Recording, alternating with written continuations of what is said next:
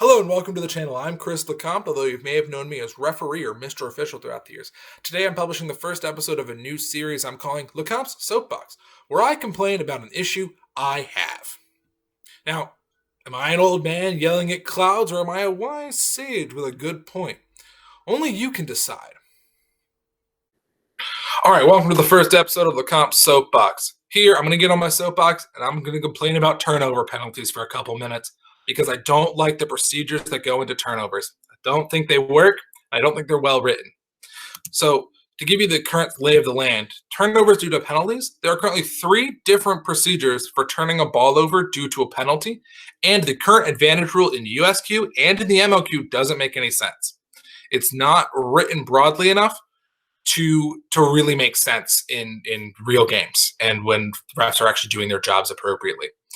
I feel like there should just be one turnover procedure. It should make sense, and that's it. Whether it's delayed penalty, whether it's advantage, whether it's an immediate foul, whether it's whatever league you're in, I feel like there should just be one turnover procedure. That way you always know what you're getting into, regardless of whether it's a specific type of penalty and whether the head ref just decides, you know what, this is actually advantage. It's not an immediate foul. I call it a really short advantage. Or this is a delayed penalty because the assistant ref brought it to me. No, it should just be one. It shouldn't matter. Okay. Now, here are the current turnover options. The first is a regular foul. Play is stopped immediately when the foul occurs, and the ball is turned over to the nearest eligible player to the spot of the ball when the play is stopped. Okay. The second option is a delayed penalty, so that's when the AR comes to the head ref to tell the head ref to stop play, and the ball is turned over to the nearest eligible player at the time play is stopped. So wherever the ball is, it's now turned over to the nearest eligible player. If there are no eligible players because all the eligible players are beat, the ball is placed at the base of the middle hoop of the receiving team. Now, both of these are fair enough. They make a decent amount of sense. I'm okay with them. These aren't the rules I have a gripe with. I just feel like there should just be one turnover procedure for all 3 types of fouls, which is going to require modifying these a little bit. And my big gripe is really with the advantage rule. The issue with the advantage rule is that it's when play is stopped after a bit by the head referee. So the head referee calls advantage, and the quaffle is returned, in USQ at least, to the quaffle carrier at the time of the foul. They are returned to the spot of the foul, and they are remounted if they are beat or off broom in some way. Okay. Now, this at first blush, and I'll be honest, for the first many years I have been reffing, didn't really pique any red flags. I didn't really go, there's something wrong there. It has serviced the league well for a long time. But as I was watching other game films, I started to notice something that can happen with the advantage rule that can give a really big advantage to the fouling team, the team that committed the foul. And that's really what we want to avoid if a team commits a foul, is giving them the opportunity to get an advantage off their fouls.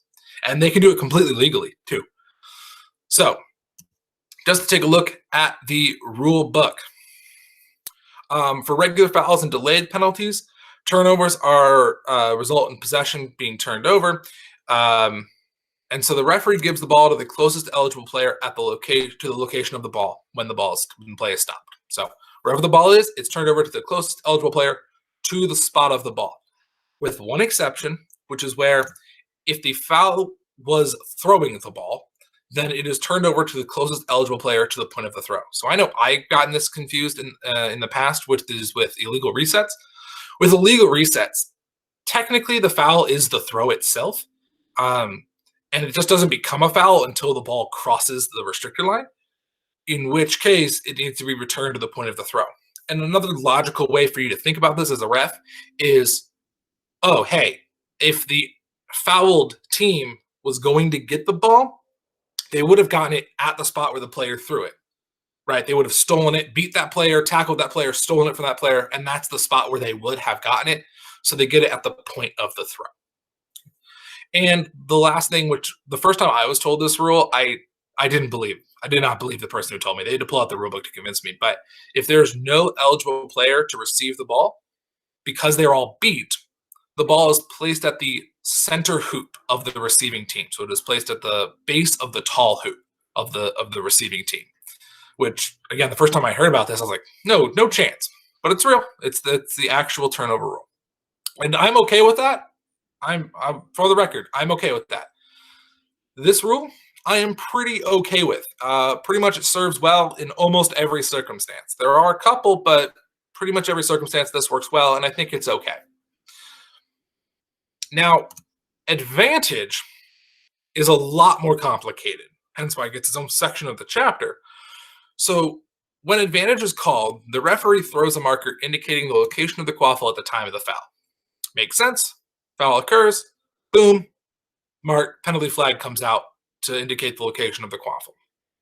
Now, once play is stopped, the quaffle carrier at the time of the foul is returned to the point of the foul. Now, that's interesting, but that leads to certain complications. So if I'm the head referee and I've got my head on the swivel, I can kind of see the whole field. And let's say way back behind the hoops, I see an off-ball chaser getting tackled by the defense. I mean, they don't have the quaffle. They're nowhere near the quaffle. They get tackled by the defense, right? And the quaffle carrier is right next to me at the top of the field. And as soon as that tackle occurs, that quaffle carrier starts driving towards the hoops. Now, if I'm doing my job exactly as the rulebook says, I should take my penalty flag out and throw it at the spot of the quaffle right next to me, even though the foul is way behind the hoops. Now, that player, let's say that player drives in and they get stuffed, right? They get beat, they get tackled, their dunk gets blocked, what have you. They get stuffed, they get stopped before they can score. I now stop play to adjudicate the foul, right? I give out the yellow card for the illegal tackle, and now I have to return them to the point of the foul. That quaffle carrier who was next to me at the top of the field, even near midfield or near the keeper's line, I now have to put behind the hoops. My penalty flag is near the midfield line or wherever they were, but I need to put them behind the hoops at the spot of the foul. That seems patently kind of ridiculous. That team would not have gotten the quaffle at the spot of the foul in that circumstance. It doesn't make much sense. Now, and also as a head referee, it's hard to keep track of all of that, right? So this really is written for fouls that are committed against the quaffle carrier. It doesn't say that, but it's written for those kinds of things, where the quaffle carrier gets wrapped around the neck and then immediately slips it off and starts driving. Yeah, that kind of thing, this works great for. But off-ball plays doesn't work quite so well for. Now, there's another circumstance and another piece of this rule that can cause a big problem where fouling teams can gain an advantage. And that's at the bottom there. All other players remain where they were at the time of the stoppage. Now, let's say I'm a beater and I'm playing defense. And let's say I watch as the quaffle carrier calls for a pick. The pick is set on the defensive of the point chaser. The point chaser sees it, lays an illegal charge, right? Head ref throws the penalty flag, and the quaffle carrier starts driving for the hoops. Now, let's say my other beater partner is going to make the beat on the quaffle carrier. If I'm watching this and I know advantage is being called, I'm going to run to this flag. I'm going to run straight for that flag as quickly as I possibly can. So when that player gets beat and the turnover has to be enforced, well, there's no wiggle room in this rule. That quaffle carrier has to be returned to the spot of the foul. And I, as a beater, have run to the spot of the foul. I know where the foul is. I'm going to run directly to the spot of the foul. In that circumstance, that team can gain a huge advantage because they know where the player is going to be returned to. They're going to be returned probably to the flag. So if they just put their beater there, hey, that team that now I committed the foul, I'm now able to immediately beat that player, right? And let's say all their other players have beat. Let's say I've beaten all their players. And so they remount this player, and this player is their only eligible player. Well, now they have no one to throw to. They can't reset the ball. All they can do is chuck it at the hoops and hope for the best. And 99 times out of 100, that's going to be a turnover. The keeper's going to block it. They're just going to miss, whatever. They're going to miss. So there is a way in this rule for defensive or fouling teams to gain a huge advantage over the fouled teams to force a turnover by committing a foul. They can commit a foul and force a turnover. And I think that just should not be the case. That should not be able to happen in the rules. The rules should not allow for that to happen. And there's no other way to write this rule. You can't penalize the beater for happening to be near the spot of the foul because in all honesty, there might be a separate reason that a beater ends up near that foul or a chaser ends up near the spot of the foul. They could be guarding the pass back. They could be guarding the safety outlet. They could be guarding a lot of things. So the only way is to rewrite this advantage and this turnover procedure. Now, MLQ took a whirl at it. They took a whack at it back in, I think it was last year, before last year, so before the 2019 MLQ season. They stated that any player who gets fouled, and if their advantage is called, may either take the ball at the spot of the foul or move to the nearest restrictor line, move backwards to the nearest restrictor line, which is great. For the most part, I like this rule a lot because it gives a huge advantage to the fouled teams, and they deserve it. They deserve it. If you don't want them to get a huge advantage, don't commit fouls. Is really the best advice I have. So this is pretty good. There's just one issue I have with this rule, and there's a big issue I have with this rule, which is in Part B, first line. If a yellow or red card penalty against the quaffle carrier occurs, the quaffle carrier may elect, and so on.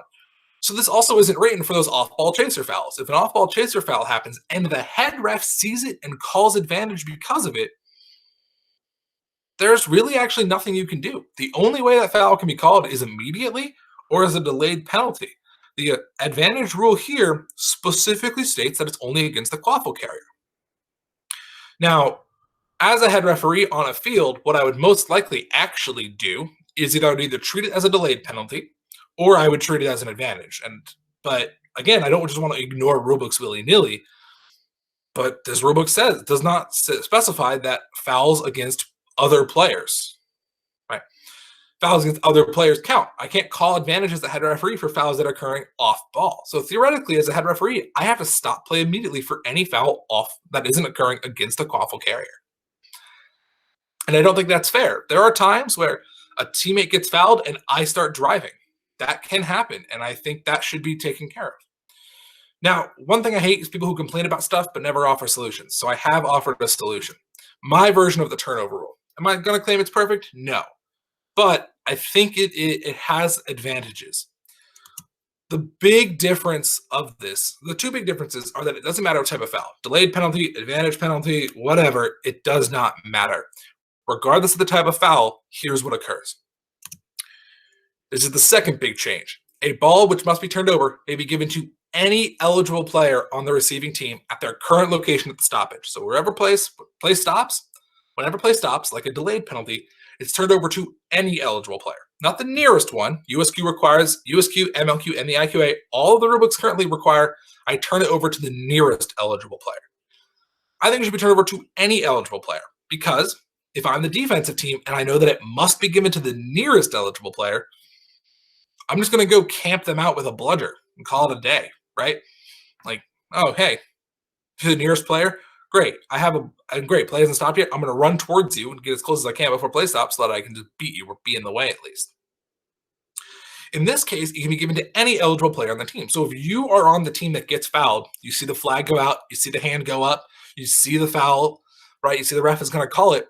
You can position yourself wherever you want. Now, is that a huge advantage to fouling team or to fouled teams? Yes. But if you don't want them to have that big advantage, my best advice is don't commit fouls. It's the best advice I have for you.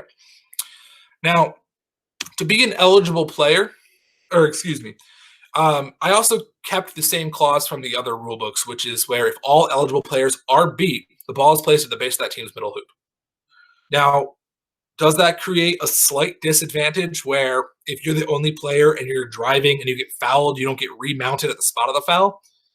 Yes, it does. But you can also reset. You can also set your team back up. So the ball is returned all the way back to your hoops and you can set your team back up. Now, to be eligible to receive a turnover, I just put this little clause in here. The player has to do two things. They have to play the appropriate position to use that game ball. So you can't turn a quaffle over to a beater. You can't turn a bludger over to a seeker. You can't turn the snitch over to a chaser, right? They got to play the right position. They also can't currently possess a game ball. So you can't turn over a bludger to a beater that already has a bludger. So in this case, if both beaters on the fouled team have a bludger, there's nowhere to turn the ball over to. So they're not completing the knockout procedure. They're not beat. So the ball is just left where it is. There's nowhere to turn it over to. You just got to leave it alone. The last thing I put in here is a bit of a wrinkle, But this turnover starts a new possession for that team. And functionally, this means two things. First, their reset counter goes back to zero. It, resets. The second thing is the player who gets the ball can throw it backwards over one or two restrictor lines immediately when they get the ball, right? Immediately at the start of that team's drive and that team's possession. Why this? Why is this added? Well, partially for several reasons. One is in case it has to be placed at the base of that team's middle hoop. Well, there's definitely some people could make the argument that that counts as a reset. Now it's their second reset because it's being put back there, even though the ref's the one putting it back there. I can see someone making that mistake. Second, I've seen a couple refs miss that call. They'll do this anyway, and honestly, I think it's not a terrible penalty to give that team. If you don't want them to get extra resets, don't commit fouls. Might this contribute to slow ball? It's possible. I'm not saying this is perfect, but I'm saying this is my proposal for turnover rules. Now, before publishing this video, I actually did submit this updated advantage rule, turnover procedure, to USQ's rule forms, the rule suggestion form. So if you like it, you can also submit it, send it to USQ. If you have a better version, you can send that to USQ. You can also leave me a comment if you have a suggestion or questions about what I put into my version of the rule or about the other versions of the rule.